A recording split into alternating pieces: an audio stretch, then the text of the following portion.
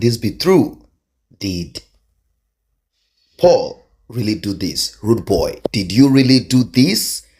Well, I will allow you guys to hear from the wife of Paul herself. It is no longer news that Paul's marriage has crashed. And I'm going to give you guys the gist, and you're going to hear from the mouth of the person involved directly. Well, we also know that Peter and Paul are not together again, and there are a lot of issues: money issues, pride issues, brother and elder brother issue, and also women issue. Of course, the wives that they got married to. But right now, the marriage has broken apart. Mr. P, who is married to someone who is not from his tribe, he said he's going to protect his family, protect his wife, protect, and all of that. And we all got to understand what is really happening. They are from Anambra State. They are from the southeast of Nigeria. And most of the times, they do not permit themselves or permit their children to marry outside. So getting married to someone who has a Yoruba heritage seems to be a taboo. These are the things that needs to be dealt with. So let's get back to what is happening right now. The other brother got married to someone who we can call a Biafran. Not necessarily maybe from Anambra State, or probably she has one part from Anambra State. But the point is that she got married to someone who he got to know when they were in school, when they were in the university, when this money has not started coming in as much as it came in. But something happened along the line that broke the marriage apart. Now, Mr. P has decided to say some few things about Rude Boy, his brother. Peter said things about Paul.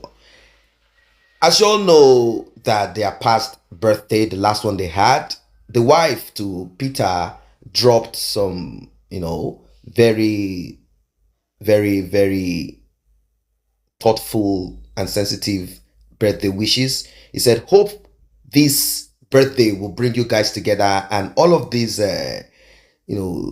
problems and divisiveness and all of this child attitude and characteristics that you guys are portraying will come to an end, and you'll see light for yourself. You know what happened? Paul jumped on it and said, you this old, you are here to destroy and all of that, you this old. And I'm kind of looking at it, how old is even this babe, this lady? How old is he? How old is she compared to that of the husband, Peter? Few years between them. Getting married to a woman that is 1 year or 2 years older than you, is that a big deal? I don't see anything wrong in that. Even if the person is 3 years older than you, it doesn't make a difference.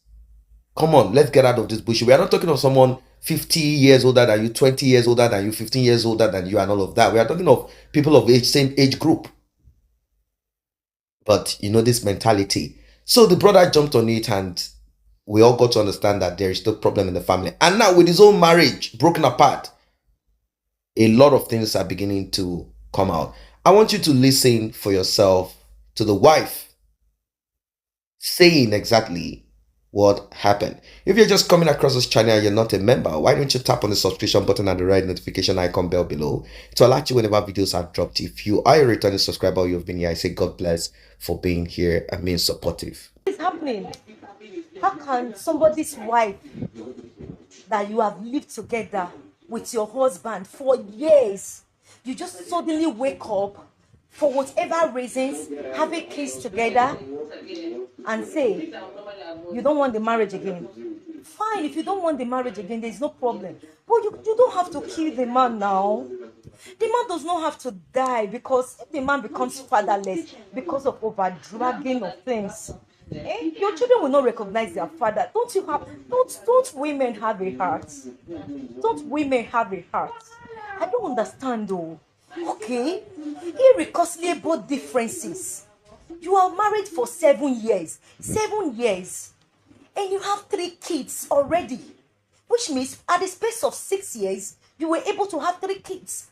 That means the man had your time. That was why you could bear him 3 kids. It's not like you were married for 10 years and you have 1 kid or 2 at the space of 10 years. But 7 years, come on, that's a pass mark now. I don't understand. How's the pass mark? Please, to be honest, I honestly, I'm really concerned because I love this guy so much. I love him with a passion, as a babe on the streets when I wasn't married. You know, I was so engrossed with their music. You know, so please, I don't just want that guy to die. I don't want anything to happen to him because at the end of the day, you are telling your ex-husband 7 point something million every month. Even our president of this country cannot afford that. Oh, he will not be able to afford that. That means you are sending that guy into early grave. Eh? How can you live on one bed, sleep on one bed with a man called your husband for 7 years, and because you want to live, you want him to go and die? Eh? This is not fair now. Please, me, my concern, I don't want to be harsh. Oh, I did not come to insult anybody. I just want to plead on his behalf. People should try and resolve that thing. Even if you want to leave, but just try and be reasonable with the amount you are mentioning. I'm talking about Peter Okoji and Anita Okoji here. You understand? Anita, please, I want to appeal to you to temper justice with mercy. Please, me, I'm begging you because I'm a woman and I have a brother. You understand? I have a brother, and one day I will not be happy if my brother is in this kind of shit. Do you understand? So I'm really touched. To be honest, if this is true, because Nigerians can carry rumor a lot, but if this is true, I really want to appeal as a mother, as a sister, as a fan, because this will not end well. It's going to affect this guy mentally and physically, whichever way you think, financially and otherwise. It's going to affect him. So I'm looking at the fact that the family are not already united, they're kind of divided because their mom is no more. So I just said, I'm kind of concerned. You know, things will not go far, things will not go too much. A lot of people will just speak on concern, especially with some family members, especially due to the fact that they were already divided. So I'm really concerned. Please, I'm calling on well-meaning Nigerians. Please, everybody, let's try and show concern to this guy. Let's try and show concern in our own little way to see how these things can be resolved. I'm not saying they shouldn't separate. If they want to separate, they can separate, but not putting somebody in a point of dilemma, in a fix that the person will be choked. You know, it's choking.